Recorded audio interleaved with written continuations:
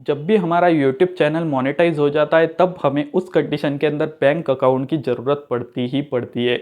और अब हमें उस कंडीशन के अंदर देखना होता है कि कौन सी जो बैंक है वो हमारे मतलब काम की है और कौन सी जो बैंक है वो हमारे लिए बढ़िया है, किस बैंक के अंदर हम अकाउंट ओपन करवाएं जिससे कि हम यूट्यूब के एडसन के साथ उसको कनेक्ट कर सकते हैं।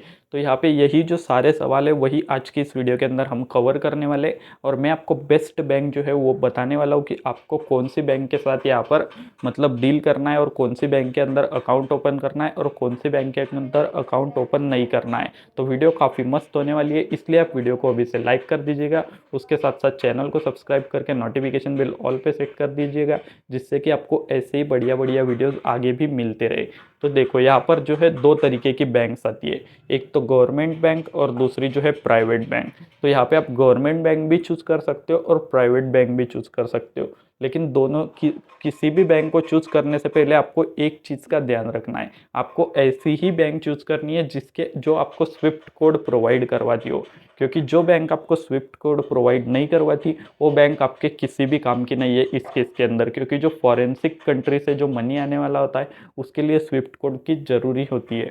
और आपका जो इनकम है वो डॉलर के अंदर आएगा तो उसको आईएनआर के अंदर, इंडियन रुपीज़ के अंदर कन्वर्ट करना पड़ेगा। तो इसलिए जो है डॉलर का आने वाला इनकम लाने के लिए आपको जो है स्विफ्ट कोड काफ़ी ज़रूरी होता है। तो आपको बैंक चूज़ करने से पहले सबसे पहले बैंक में ये पूछना है कि क्या हमारे ब्रांच का कोई स्विफ्ट कोड है या नहीं। अगर आपके ब्रांच का स्विफ्ट कोड है तो वही बैंक आपको चलेगा, फिर वो प्राइवेट हो या गवर्नमेंट हो। लेकिन विदाउट स्विफ्ट कोड वाला बैंक यहाँ पे आपको नहीं चलेगा। तो अब पहले बात कर लेते हैं कि गवर्नमेंट बैंक कौन कौन सी है यहाँ पर जिसको हम यूज़ कर सकते हैं।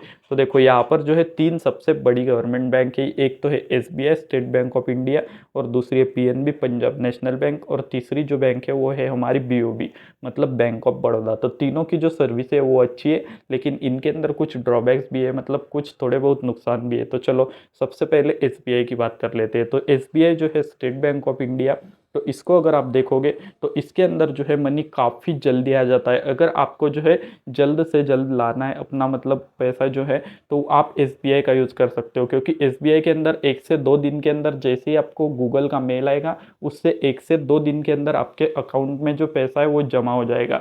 लेकिन एसबीआई के साथ दिक्कत यही होती है कि यहाँ पे जो है भीड़ काफ़ी ज़्यादा होती है। तो आपको मैनेज करने के लिए भीड़ तो थोड़ी बहुत मैनेज करनी पड़ेगी, काफ़ी ज़्यादा लोग रहते हैं, काफ़ी गर्दी का माहौल रहता है, तो आपको वो थोड़ा बहुत मैनेज करना पड़ेगा। और इसका बेनिफिट ये भी है, मतलब एक तो बेनिफिट ये हो गया कि काफ़ी जल्दी पैसा आ जाता है, और दूसरा बेनिफिट ये है कि यहाँ पे ये एक गवर्नमेंट है, ये तो एक बात है ही। और उसके साथ साथ इसके अंदर जो है जो भी हमारा फॉरेंसिक करेंसी को कन्वर्ट करने का चार्ज है, मतलब डॉलर टू आईएनआर कन्वर्जन का रेट है, वो भी काफ़ी मिनिमम रहता है, काफ़ी कम चार्ज यहाँ पे एसबीआई के अंदर आपको मिल जाएगा।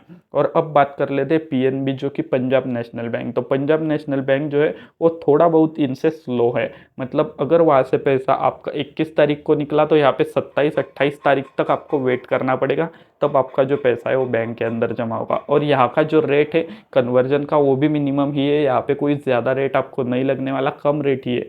और यहाँ पे भी थोड़ी बहुत भीड़ रहती है तो आपको वो भी मैनेज करना पड़ेगा। और अब तीसरी बैंक तो जो कि है बीओबी बैंक ऑफ बड़ौदा, तो इसकी अगर हम बात करेंगे तो इसके अंदर जो है इसको भी आने में थोड़ा बहुत लेट लगता है, ये भी कुछ कुछ पंजाब बैंक की तरह ही है, मतलब इसके अंदर भी आने में थोड़ा बहुत देर लगता ही है पैसा जो है अकाउंट में जमा होने में।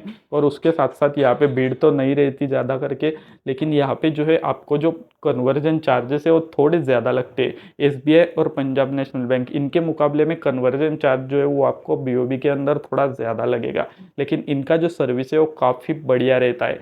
तो आपको अगर लेट मतलब इमरजेंसी नहीं है तो आप बीओबी या फिर पंजाब का भी अकाउंट ओपन करवा सकते हो, या फिर अगर आपको जल्द से जल्द पैसा लेना है तो आप जो है एसबीआई का अकाउंट ओपन कीजिएगा। तो इन तीनों की तो बात हो चुकी, अब बात कर लेते हैं प्राइवेट बैंक की। वैसे गवर्नमेंट बैंक और भी है आप देखो तो, लेकिन ये जो तीन मैंने बताई ये सबसे बड़ी बैंक है। तो अब जो छोटी बहुत होंगी उनको तो आप देख लेना, जो कि आपके कंट्री में आपके एरिया के हिसाब से जो भी अवेलेबल हो उसको आप चूज कर सकते हो, बस उसका स्विफ्ट कोड होना चाहिए। तो अब बात कर लेते हैं प्राइवेट बैंक की।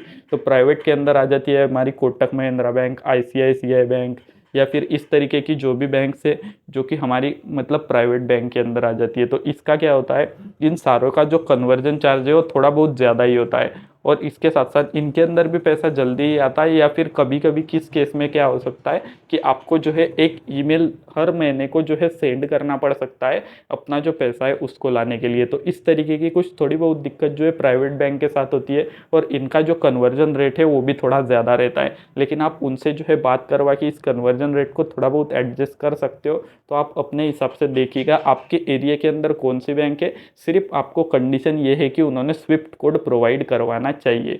बस इस तरीके की कोई भी बैंक आप यहाँ पे यूज़ कर सकते हो। बेस्ट बैंक अगर आप चाहो, अगर आपको जल्दी से जल्दी पैसा चाहिए तो आप SBI बैंक का इस्तेमाल करो, या फिर अगर थोड़ा बहुत लेट भी चल जाएगा तो फिर आप इन बाकी जो बैंक है इनका इस्तेमाल करो। यहाँ पे कोई भी ऐसी मतलब बात नहीं है कि आपको यही यूज़ करनी है। आपको जो एरिया में अच्छी हो, स्विफ्ट कोड प्रोवाइड करवाते हो, उस बैंक का आप यूज़ कर सकते हो। तो बस आज के लिए इतना ही। मैं मिलता हूँ आपको नेक्स्ट वीडियो के अंदर।